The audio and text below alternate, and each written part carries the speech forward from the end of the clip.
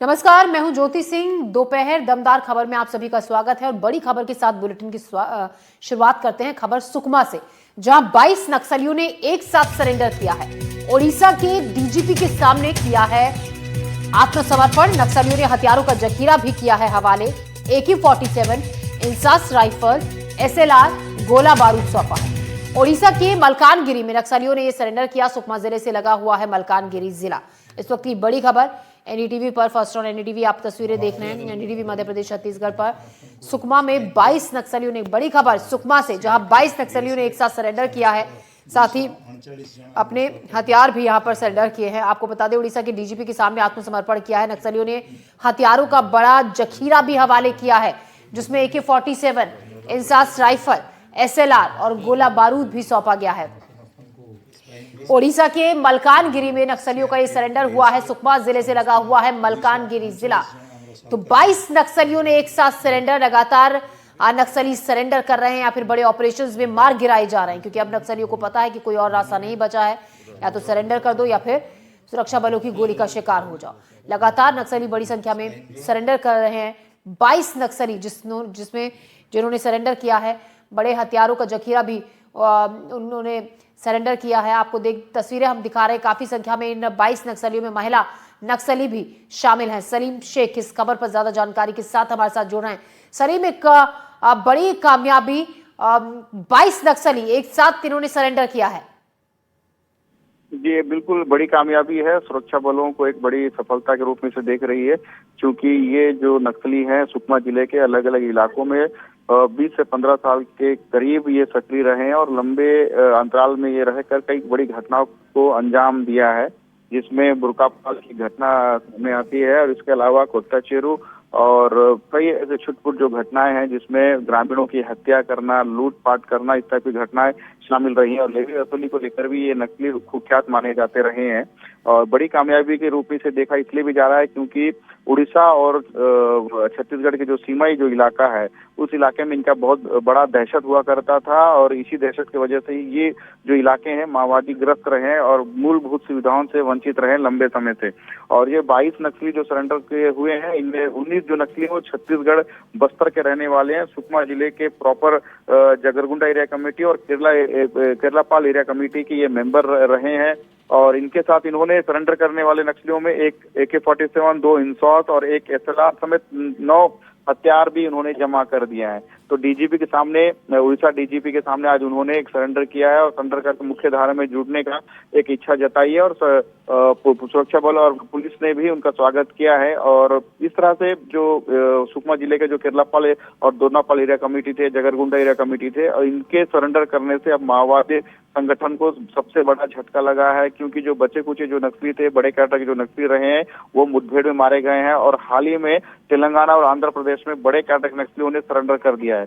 तो ये जो शेष जो बचे थे सरेंडर करने के बाद लगातार बस्तर आईजी और सुकमा SP द्वारा लगातार अपील की जा रही थी कि वो सरेंडर कर दें और इसी का एक परिणाम है कि आज उड़ीसा के मलकानगिरी में 22 नक्सलियों ने सरेंडर कर दिया, जिसमें से 3 नक्सली Odisha border special zonal committee के मेंबर हैं। जी बिल्कुल, जिस तरीके से सलीम नक्सली सरेंडर कर रहे हैं और उड़ीसा जो कमेटी का आपने नाम लिया, वहाँ के 3 सदस्य हैं इनमें से जो जिन नक्सलियों ने सरेंडर किया है, तो ये माना जाए, क्योंकि देखिए ये वो इलाका है जहाँ से अभी कुछ वक्त पहले भी बड़ी संख्या में नक्सलियों ने सरेंडर किया था। एक बड़ा ऑपरेशन हुआ था जिसमें मार गिराए गए थे कुछ नक्सली।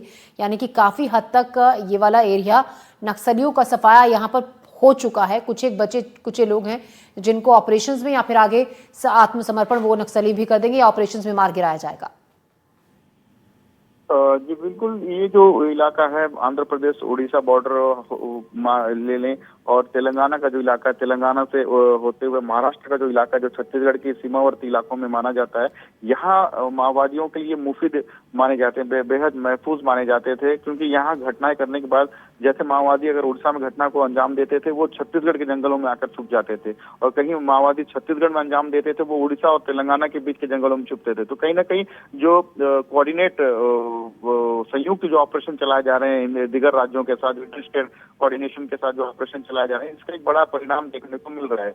और खास बात यह है कि जो छत्तीसगढ़ में जिस तरह से एक आक्रामक रूप से सुरक्षा बलों ने जो ऑपरेशन चलाया था माओवादियों के खिलाफ। यही कारण है कि माओवादी अब छत्तीसगढ़ पुलिस के सामने सरेंडर करने से पहले ये अब उड़ीसा, आंध्र प्रदेश, तेलंगाना में जाकर सरेंडर कर रहे हैं। कहीं ना कहीं माओवादियों को भय अभी भी है। हालांकि ऐसा नहीं है कि कई जो बड़े कैडर नक्सलियों ने सरेंडर नहीं किया है, लेकिन जो दहशत का जो माहौल है छत्तीसगढ़ पुलिस को लेकर वो साफ नजर आ रहा है। इसलिए माओवादी अब तेलंगाना और उड़ीसा में जाकर सरेंडर कर रहे हैं। हाल ही में तेलंगाना के हैदराबाद राजधानी में 41 नक्सलियों ने सरेंडर कर दिया था, जिसमें बड़े कैडर नक्सली थे। आज ऐसे ही उड़ीसा में 22 नक्सलियों ने सरेंडर किया है, जिसमें 5 से 6 लाख का इनाम है। अभी उनका आकलन नहीं हो पाया कि कितना रिवार्ड इन पर रखा गया था, लेकिन बड़े कैडर के नक्सली हैं। हथियारों को देखकर आप समझ सकते हैं कि ये जो नक्सली है बड़े कैडर के रहे हैं और बड़ी घटनाओं में शामिल रहे हैं। सलीम, शुक्रिया आपका जानकारी के लिए।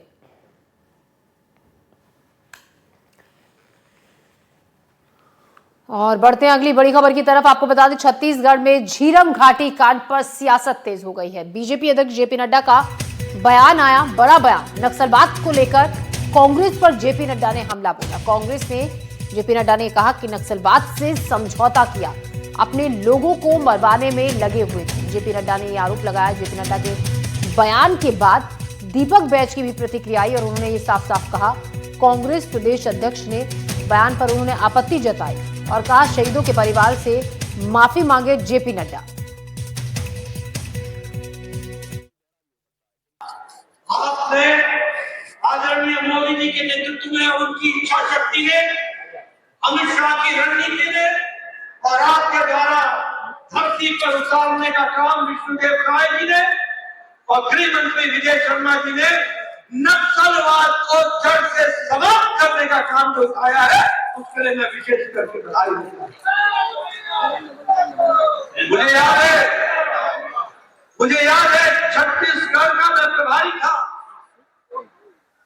मैंने झीरम घाटी की घटना देखी है।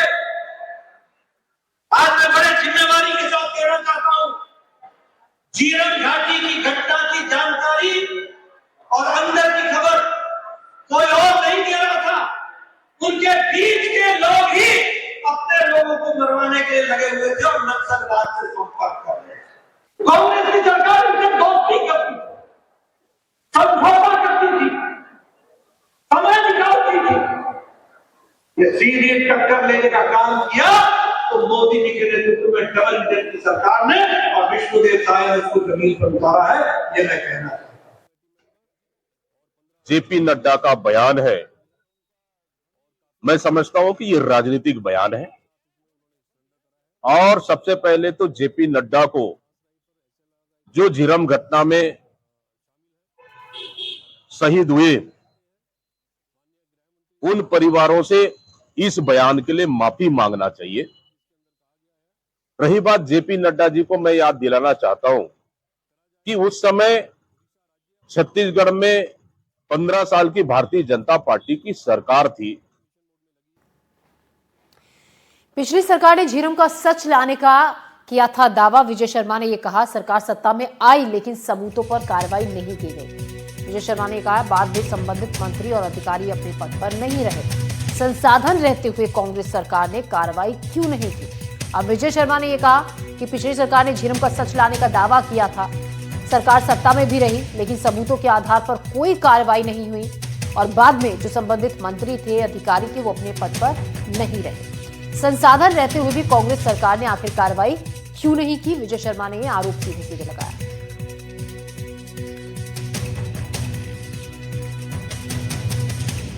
सर, कल जेपी नड्डा आए थे और जिस तरीके का बयान सामने आया है कि 2013 में झीरम घाटी में कांग्रेस के ही लोगों का हाथ होगा, मतलब हाथ हो सकता है क्योंकि आंतरिक लोग जो उसके हैं वही जानकारी पहुंचाते थे। सर, इस बात की क्या जांच करेंगे? मैं बहुत स्पष्टता से इसमें कहना चाहता हूं कि विगत 18 के लोकसभा विधानसभा चुनाव से पहले हर बार ये कहा जाता था कि जो झीरम कांड है उसके सबूत हमारे जेब में है, सरकार बनते ही हम कार्यवाहियां करेंगे।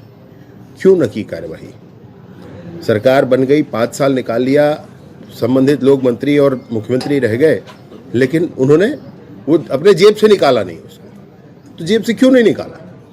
क्या कारण था? अगर जेब से नहीं निकाला तो हो सकता है जेब में जो हो उसमें कुछ ऐसा ही लिखा हो। अब वो जानेंगे भाई उस बात को।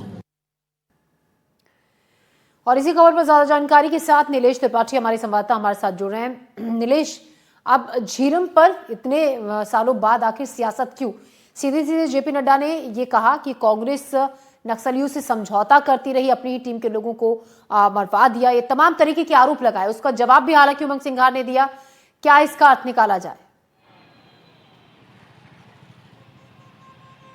देखिए, जो झीरम को लेकर जो सियासत एक बार फिर से शुरू हुई है, कल जांजगीर में जब जेपी नड्डा ने बयान दिया उसके बाद फिर से उस पर बहस चालू हो गई। लेकिन इसमें बहुत टेक्निकली जैसा अगर समझें तो झीरम कांड को लेकर ये बिल्कुल सच है कि कांग्रेस जब विपक्ष में थी 2013 से लेकर 18 के बीच में लगातार कई बार उनके बड़े नेता खुद मुख्यमंत्री भूपेश बघेल जो बाद में मुख्यमंत्री बने उस समय प्रदेश अध्यक्ष थे कांग्रेस के, वो भी बार बार कहते रहे हैं कि झीरम घाटी से जुड़े जो सबूत हैं वो उनके पास हैं, लेकिन वो किस फोरम पर दिखाएं, कहां पर ले जाएं, इसलिए उनको मौका दिया जाए। लेकिन जब सरकार बनी उसके बाद जैसा कि विजय शर्मा ने कहा कि सरकार बनी और जब उनके पास सबूत थी तो उसको क्यों नहीं पेश किया गया, उसको भी एक टेक्निकल पहलू ये बता दें कि जब SIT गठित की गई थी भूपेश बघेल की सरकार बनने के बाद झीरम घाटी मामले में, और वो SIT अपनी जाँच शुरू की तो उन्होंने जी नीलेश, तो देखिए सवाल यही उठ रहा है।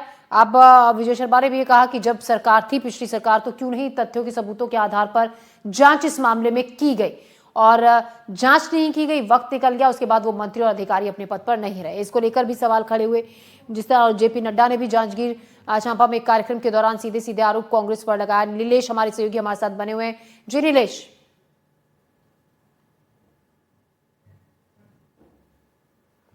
तो देखिए पीसीसी चीफ दीपक बैज ने साफ तौर पर उन आरोपों को नकारा। वहीं भूपेश सियासत इसलिए भी कि डिप्टी सीएम विजय शर्मा ने अब ये कहा कि पिछली सरकार ने अपने समय रहते हुए क्यों इस पर कोई एक्शन नहीं लिया, क्यों कार्रवाई नहीं की, क्यों जांच इस मामले को लेकर नहीं की गई थी। जेपी नड्डा ने जिस तरीके से नक्सलवाद को लेकर एक बयान दिया, कांग्रेस नक्सलियों से समझौता करती रही और सरकार ने नक्सलवाद का डटकर मुकाबला किया बीजेपी ने।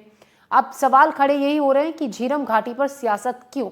आपको ये भी बता दें कि इस हमले में करीब टॉप कांग्रेस के लीडर्स मारे गए थे। झीरम घाटी में जो हमला हुआ था 25 मई 2013 को कांग्रेस ने परिवर्तन रैली भी इसके लिए निकाली थी। झीरम कांड के समय केंद्र में यूपी और छत्तीसगढ़ में बीजेपी की सरकार थी। 27 मई को NIA को जांच का जिम्मा इस मामले में सौंपा गया था। नीलेश हमारे सहयोगी लगातार इस पर हम तक जानकारी पहुंचा रहे हैं। जी नीलेश। जी बिल्कुल, जो जिस चीज़ को मैं कह रहा था कि जब भूपेश बघेल की सरकार बनी तो उन्होंने एक SIA गठित की थी, SIT गठित की थी झीरम घाटी मामले में जांच के लिए। SIT ने जांच भी शुरू की, लेकिन जब उन्होंने उससे संबंधित फाइल जिसकी जांच चल रही थी NIA से जब मांगा तो NIA इस मामले में कोर्ट में गई थी कि ऐसे किसी भी घटना के लिए जांच के जिम्मा जो होता है वो NIA के पास होता है, और NIA ऑलरेडी इस पर जाँच चल रही है और करीब 5 साल तक ये मामला कोर्ट में चलता रहा। विधानसभा चुनाव 2023 होने के बाद और परिणाम घोषित होने से पहले कोर्ट का एक जरूर फैसला आया था कि अब राज्य पुलिस जो चाहे इस पे कार्रवाई या जांच कर सकती है। ये बात हुई थी जब विधानसभा चुनाव 2023 के हो चुके थे और परिणाम घोषित नहीं हुआ था। लेकिन उसके बाद जब परिणाम घोषित हुआ तो सरकार छत्तीसगढ़ में बदल गई। भूपेश बघेल तो अब मुख्यमंत्री नहीं रहे, यानी कि राज्य की पुलिस जो है ये जाँच कर सकती है। ये बात जब कोर्ट से अनुमति मिली तब तक भूपेश बघेल की सरकार जा चुकी। जी नीलेश, बहुत शुक्रिया आपका जानकारी के लिए। हमारे सहयोगी नीलेश त्रिपाठी हमें जानकारी इस मामले को लेकर दे रहे थे कि किस तरीके से इस मामले में इतने उतार चढ़ाव देखे गए। काफी बार जांच की बात भी उठी लेकिन कुछ भी नहीं हुआ। अंततः खबरों में बढ़ते हैं आगे।